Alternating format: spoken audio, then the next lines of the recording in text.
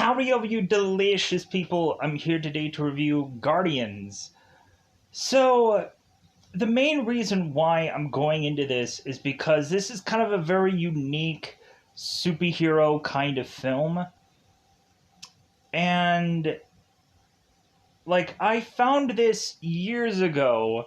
I ended up watching it and I was like, you know what? This isn't a half bad movie. So I went on and I'm like, you know what? Considering there's so many unique superhero films and I already knew about this film, I'm like, why am I not talking about this film? Why am I not reviewing this film? Just because really I think a lot of people are trying to find some stories that are superhero related that are kind of unique, and this story is no different. We go on and have these unique characters that are going on to seek revenge upon the person who is to have created them. It's kind of like if Frankenstein's monster decided to go back and take down Victor Frankenstein once he found out that Victor Frankenstein had become a monster himself and is destroying the world. That's kind of how I would probably, if I was to write possibly a Frankenstein story, that's probably how I would go on and do it. That would be an easy way to just go on and yeah, I'm going to definitely write that kind of story if we're going to do a Frankenstein kind of story, a Frankenstein kind of approach for something. So, going into Guardians, we have these four characters, and I say four characters because really every time I'd used an image, I'd gone on and realized I'm like, yeah, two characters technically become one here, but I'm like, you know what? I'm just going to take this visual and be what it is. So, because we have Arsus, who is to become this bear Hulk-like monster, and then even further transforms into an actual bear and goes on and attacks people. And I thought that was really fascinating. I just thought, I was like, oh my god, he actually becomes a legitimate bear at points to fight off the villain who is to be known as Kuratov or Kuratov. So we have Lair, or how it seems to be pronounced through most of this movie, Lur, which I'm like, it seems like a goofy name. I would definitely have pronounced it Lair the whole time, but a number of people throughout the whole entire movie just keep calling it Lur. So Lur is to have this ability to collect rocks all over his body as a defense mechanism, or to kind of smash into people. So imagine the Thing from the Fan Four Stick movie. That would kind of be Lair. That would be kind of be Lur here, who goes on and he is to, at some point in this movie, have rocks throughout his entire body, and he's fighting in very slow way, because I'm sure it's very difficult for this guy to kind of move around. But we have Lur, who fights people with the ability to do things with rocks. We could probably say that this is to, if you guys have ever seen the Teen Titans cartoon, I think that would be Terra in a way. For those of you that have ever seen Teen Titans, the one where Beast Boy was to fall in love with Terra, and Terra had this ability to move all these rocks. Same kind of character. We of course have also Ksenia? Sure. The girl of the group, the female of the group, who kind of has this Sue Storm invisibility ability, and she has nothing much more else than that. Like, she does have this temperature kind of thing where she can't, like, really feel hot and cold. And so it seems that she also has this, like, other kind of ability, which we'll see kind of later on in the film. And then we also have to go on and talk about Khan. Khan, I would really just say that if you put both Snake Eyes and the Flash together, that would be Khan. If you put both Snake Eyes and the Flash, yeah, that's Khan for you.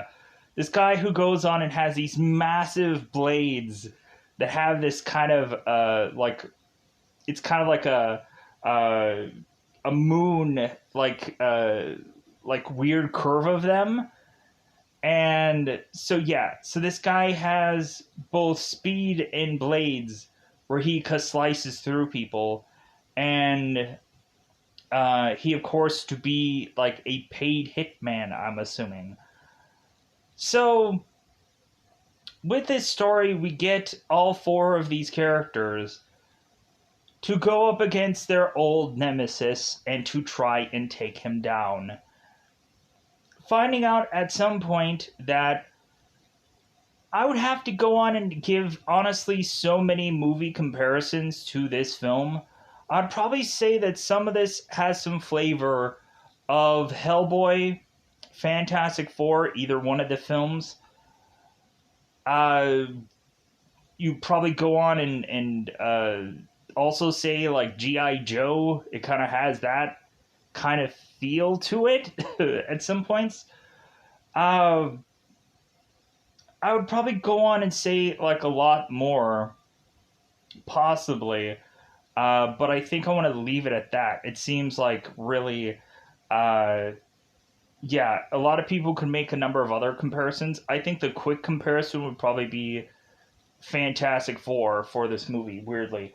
Because there's not really much of like Guardians of the Galaxy that you can combine with this, because obviously Guardians of the Galaxy. But there's no like alien, they're like all these people are from planet Earth. They've just been experimented on. So really, it's kind of like I, Frankenstein. If anybody has gone on and seen that film, it has like the concept of possibly being like that.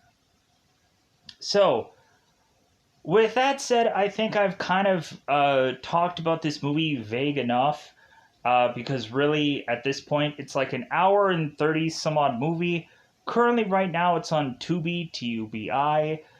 Go on and download the Tubi app, and there, in fact, you'll be able to see almost everything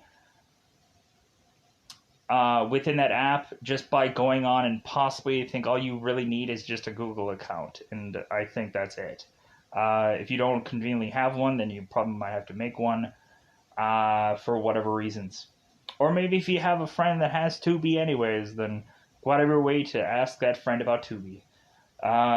Does have a lot of interesting series and stuff in there, very unique to a number of other apps. You can go and find movies that don't exist anywhere else. And that's the thing I like about that app the most. So, with that said, let's just go into that double 5 time territory. Let's get into more specifics about Guardians. Let's go into spoiler time. Spoiler time is about the time you get to spoil this movie. So, we first go on and we find out that, of course, Kurtov is to have experimented upon a number of people and then decided to experiment upon himself. Going on and having this character have the ability of kind of controlling these electronics. Going on and having this character be muscularly strong and a number of other kind of abilities for this character. So, Kuratov, or August, is to, at some point, go and commandeer these artificial intelligence tanks, weapons of sorts, where of course we have these guys going on and doing this showcasing of their new artificial intelligent tank like things that are going on and finding any number of normal tanks, and they're like clocking them out. They're taking them down. To where helicopters and all kinds of stuff come into play, and these artificial tanks, as I guess I would call them, are just mopping the floor here. All of a sudden, Kuratov is to start to take control of these artificial tanks, almost making him out to be kind of like a Magneto kind of character at some points, but like we really have it where like this guy can easily just kind of take control of a lot of machine stuff. So after Kuratov is to go on and start controlling these things, they realize it's like, hey, this guy is coming off to be a real threat. We should try to figure out some kind of plan of attack to try and take this man down. So all of a sudden they come up with this Patriot regime or Patriot approaching of a plan. And so General Mayor Nikolai Dolgov? Sure. Dolgov goes on and is to plan to, okay, well, we're going to go and have to seek out Kuratov's kind of experiments. We're going to have to go and find the people who he had gone on and put through procedures, as if Kuratov may be, if anybody has seen Wolverine Origins, Kuratov is the striker to all these characters who eventually are to be a kind of Wolverine-esque character. If I kind of haven't done that analogy technically already, with Victor Frankenstein and Frankenstein's monster, but I'm just keep going here. So now we of course have the girl that's working under him, Major Elena, and I think it's Major, but I think they say Mayor, because I think it's General Mayor Dolgov.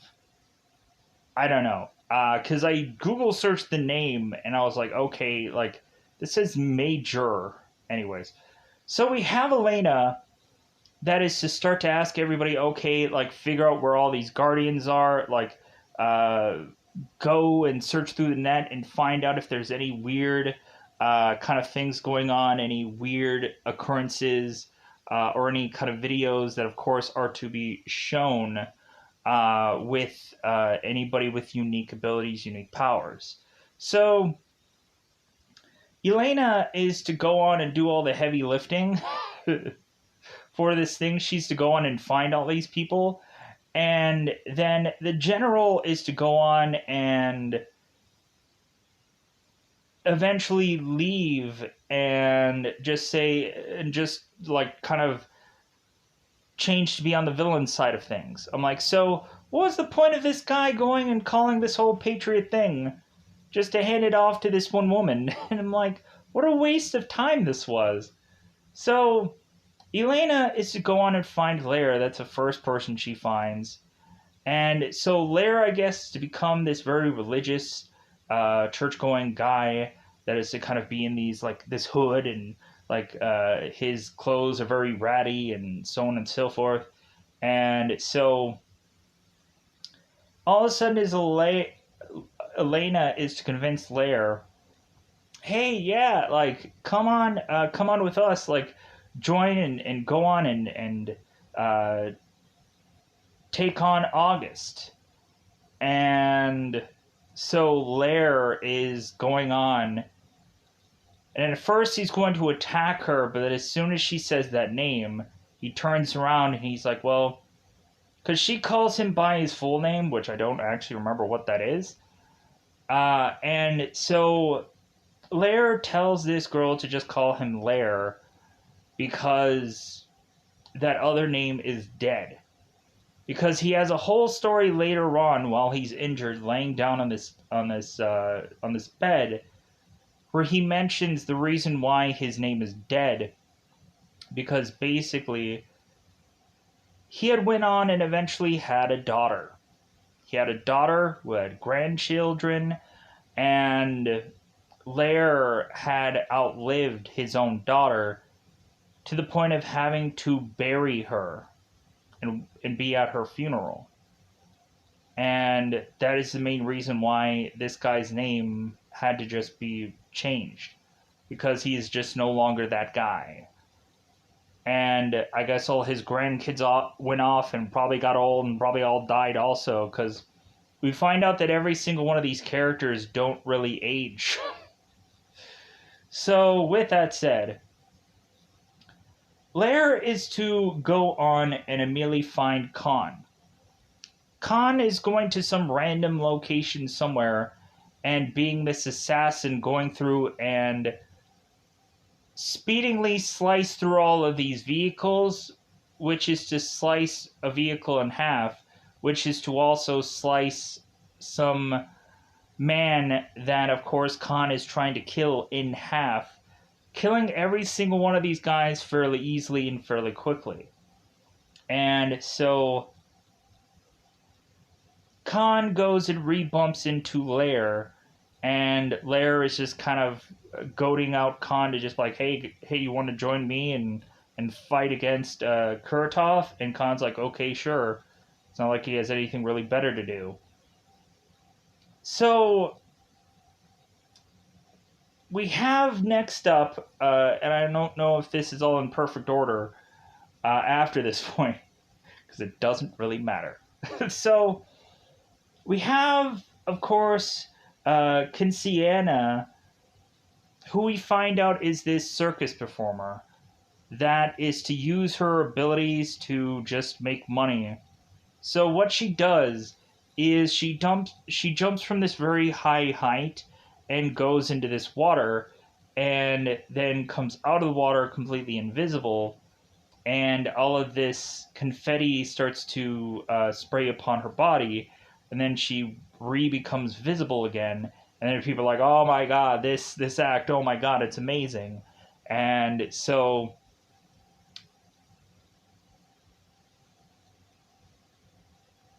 that's where really she just kind of just gets picked up, because like, oh, like she has her special ability, oh, that's great. So supposedly when they pick this girl up, supposedly she's to know who like she is. She's supposed to know who all these people are, and she doesn't. The only thing that she knows is her name, because she found it on some ring somewhere, and she figured it out that that must have been who she was. It's kind of like the Hancock scenario, the Will Smith movie, where this girl is to have doctors have told her that at some point she's going to get her memory back, but she never did. And so, and I realized that we also had Arsis, who is in that scene, but I'm going to just go and bypass that anyways. So, Arsis is to be at this abandoned cabin somewhere in the middle of the woods, because that would make a lot of sense. I'm kind of assuming that this is to be some kind of like Bruce Banner Hulk-like character, where we kind of have Arsis that is trying to figure out or trying to master the human bear element, because Arsis in the later part of this movie is to mention that at some point he's very worried that the bear part of him will completely take over, and that eventually he won't be able to turn it on and off like he has been doing consistently. So Arsis turns into this bear and is starting to attack some of these SWAT members, these military guys. And all of a sudden, we now have both Khan and we have both Lair that see Arsis and are just like, okay, like I guess he's gonna be one of us. He's gonna be a part of our team. So we get all four of these guys together, and now they're going against Kuratov. So they go on to this mission, and we're immediately thinking that, like, okay, like, this team is going to whoop all these guys' butts, and then Kuratov is going to have to come up with, like, either some other kind of team, or he's going to have to go on and come up with, like, round two. What the heck is he gonna do now?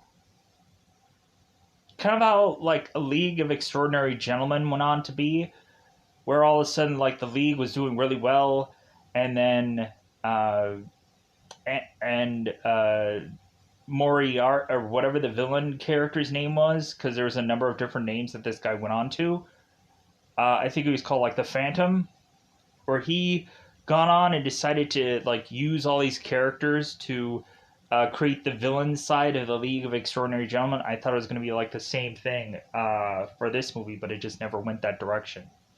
So instead, what ends up happening is we have this group go into this base where Kuratov is supposedly to be. And all of a sudden, we have all of the Guardians that start losing a connection between Elena, and so everything goes dark.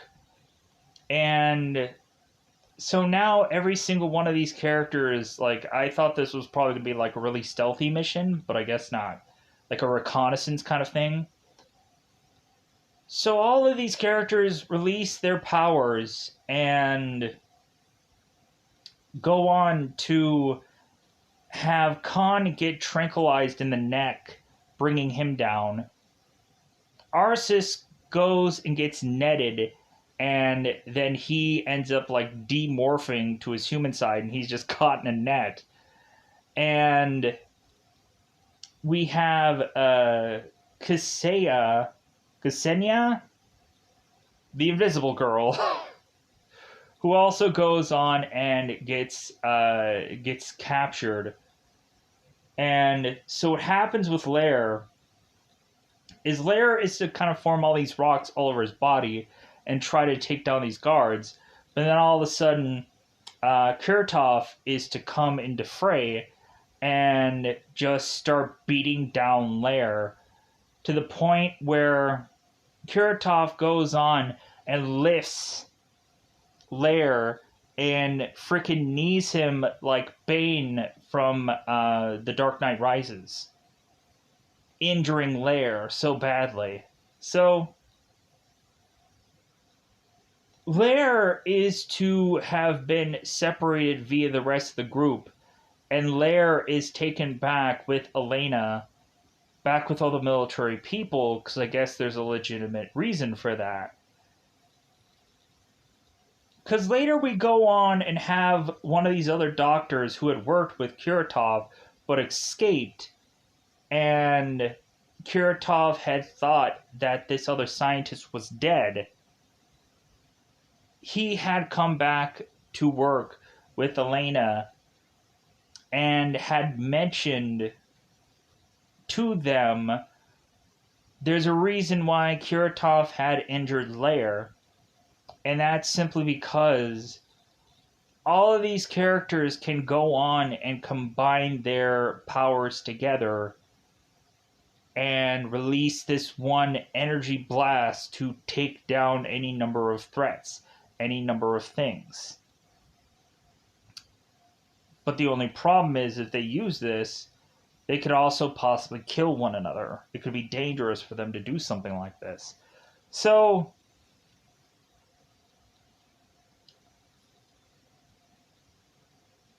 Kuratov eventually meets up with his old scientist, and then creates all this gas and this smoke to kind of choke this guy out but not exactly kill him. We also have the general who is making it back to Kuratov, as Kuratov is going on and taking this building and shifting it elsewhere with a number of these vehicles and a number of these other things to kind of cement where his headquarters is going to be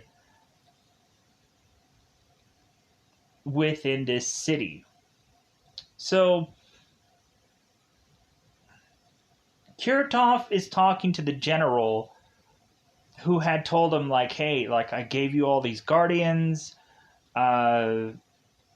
like, where's my payment? What are you gonna do for me now that I've given you what you wanted? And so Kuratov is to go and strangle this guy and murder him.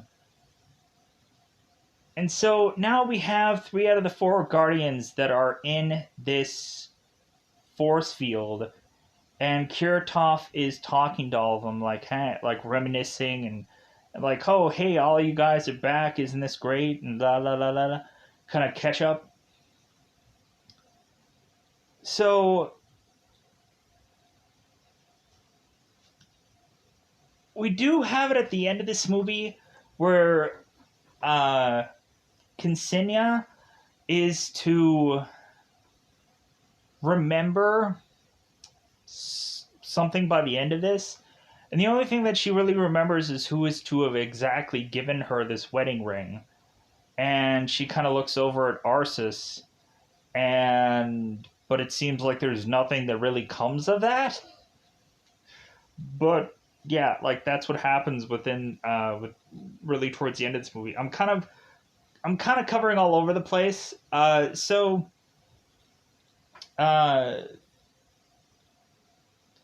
Kuratov leaves, and so the army goes on, like, the good guys go on and rescue the Guardians just simply by kind of shooting out this one power source of the shield, and they release all of these characters. So now we have to have all the Guardians go on, because I've already mentioned the story about Lair and his little story. Hence why I'm kind of dipping these things in so I don't have to explain them later. So I can kind of finish this up kind of easier. So we had the whole team get back together. And so now they're trying to make their way back into this big, massive, villainous lair that, of course, is to have a number of these kind of massive things of rope that are kind of tied to it, massive wires that I think are tied to certain other buildings. And so the Guardians are climbing upon, well, 3 out of the 4 Guardians are all climbing upon these big, massive things of wire to make it to this building. And we, of course, have Khan, who is on this plane, and he is deciding when exactly to jump in here to slice some enemies that are upon another wire that are trying to get to the Guardians. While one thing that I've forgotten about, and I will get to that also, is like them getting their upgrades. I'll get to that in a second. So, because we have Lair, who ends up using this like rock shield to protect them from gunfire. Khan goes in and slices this wire that the villains are laying on, or standing on, and Khan meets up the rest of the group upon this wire to make their way back, or to make their way into this evil lair. So each one of these characters all get upgrades. Khan, out of everybody, really doesn't get much of a, like, I don't think it really gets much of a, like, massive upgrade for him. Like, if any of them, they kind of get, like, suit upgrades. like Lair goes on and gets this like rock whip that of course we kind of see here, where he goes on and uses this whip to kind of slice into a bunch of cardboard cutouts. We have Arceus that all he gains is this kind of gun that is like attached as a backpack, or kind of goes out into this kind of Gatling gun kind of thing. And really for Quinceanera,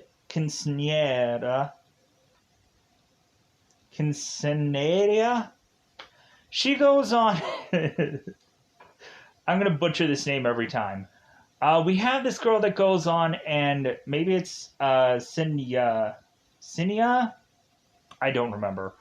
This girl goes on, and she can not only become invisible, and her clothes can come invisible, but also she can touch something, and someone else will become invisible too. So everything that she touches will come invisible. Like, okay, that's interesting. So that's like her advancement. So not really anything that's like, ooh, wow, gee golly, this is like hugely impressive as far as advancements goes for these characters. But anyways, so like I didn't really understand Khan's like real. Anyways, moving on. So they go on to this villainous lair, and so what the government is planning to do is they want to just kind of blow up this headquarters, and just kind of like, if they have to take down the town, they have to take down the town, because they probably already evacuated it anyways. We have one moment where after Khan is to get on this wire, we have this plane that goes on and crashes just somewhere in the city, because he's, I guess, I'm assuming out of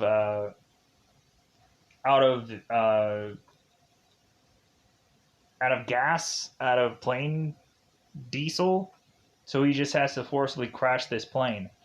So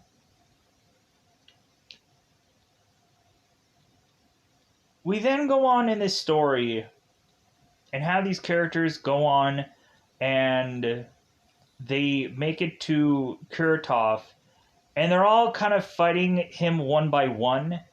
And this is kind of like the Shredder Teenage Mutant Ninja Turtles moment, where of course we have, even when these characters like Lair and the Invisible Girl kind of tie their powers together to try and fight Kuratov, it doesn't really quite work. It still doesn't work. So we have these characters, even when they try to fight him technically together, even when Arceus is to use his like bear maneuver to become this full-on bear and attack Kuratov goes and just punches this bear in the face, and the bear falls over. So only you can prevent forest fires. So we have it where the government is deciding to just toss rockets into this thing to take Kuratov down, because that's what they always do, right? Like, think of the Avengers, like, where it's like, yeah, let's just go and get a nuke and just bomb that thing. I don't care. Like, let's just wipe it out. Whatever. So the government decides to send all these rockets, and immediately we have it where Kuratov goes on and just like uses these rockets, and he pushes them all away with his power to have them all just explode. And Kuratov is like, really? That was your master plan? You're more stupider than I thought you were. I'm like, is stupider even a word? You're more dumb than I thought you were. That's what he probably could have said. You're more moronic than any other word would have probably worked there. Than stupider, because I don't know if that's even a word. If it is, then... because I guess you could say dumber. Anyways, so it just sounded weird. So,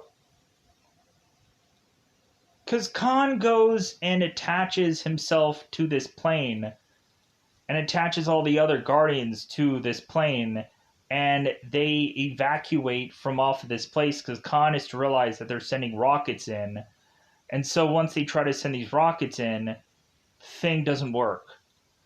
So the Guardians just decide, because Elena is to meet with them, and she, of course, to tell them, hey guys, combine all your powers together and wipe this building out.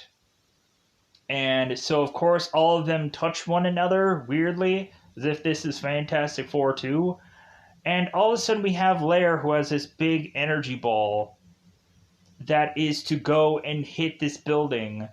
And all of a sudden, the building ends up going down, and we just have Kuratov who's like, oh no, you've beaten me. Oh, how could you? Kind of thing, like the normal evil, maniacal, like you got me kind of thing.